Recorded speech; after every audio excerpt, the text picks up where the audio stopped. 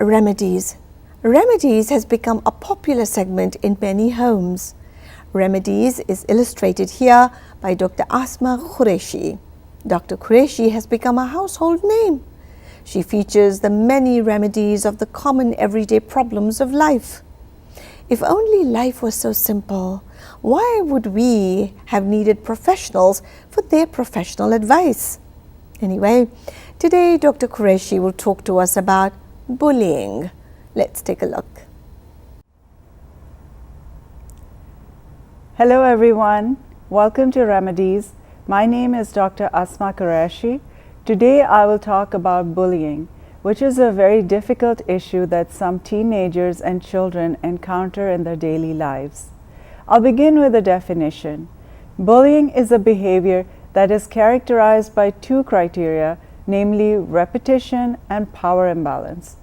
This means that bullying is always intentional and repeated over time.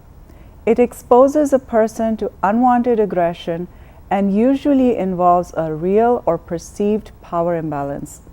It can be treated, but not in the same way as other aggressive behaviors. For example, harassment, hazing, or stalking, which require different interventions. Bullying can be verbal or social or physical. It occurs in different settings, for example, in the school or neighborhood, in dating relationships, at home or at work, and frequently over cell phones and the internet. Peer pressure often leads teenagers to believe that everyone is bullied, so it's acceptable and there will be no consequences. However, after the age of 18 years, bullying is considered a criminal offense under state and federal law. Cyberbullying includes posting rumors or anonymous comments or embarrassing photos and videos about a person on the internet, either on a website or through social media, or by using cell phones or through an online gaming system like PlayStation or Xbox. As you probably know, bullies hide to avoid getting caught, and victims don't talk because they're embarrassed and frightened. But did you know that victims, perpetrators, and bystanders all have mental health problems for a very long time? Bystanders often feel guilty about what they witness and are themselves forced into bullying others. Some victims may commit suicide, while perpetrators continue to post terrible comments about them long after their death. So it goes without saying that prevention of bullying through education and awareness ultimately benefits all families and communities. First, everyone must learn to recognize some red flags, which include changes in behavior. For example, anxiety, sadness, substance abuse, unexplained injuries, missing possessions, falling academic grades, eating disorders, difficulty sleeping, and low self-esteem. Second, parents should talk to children and teenagers about school, educate them about bullying, and find out from school staff whether the school has established a crisis team. Avoid teaching your child to fight back or take matters in his own hands. It doesn't work. Instead, encourage your child to walk in a group and help him to practice telling the bully to leave him alone. This is an effective response that prepares your child while helping him to learn that bullies should not be given the attention which they expect. Families can start an anti-bullying campaign in the neighborhood.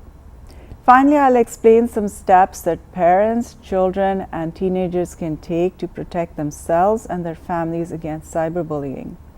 The National Crime Prevention Council recommends that you should protect yourself by adjusting your privacy settings on social media and email. Report spam and block bullies from contacting you. Do not respond to cyberbullying or forward those messages. Instead, save or print any photos or messages and take screenshots before the bully can remove them. This will become your evidence should you need to report the incident to the police.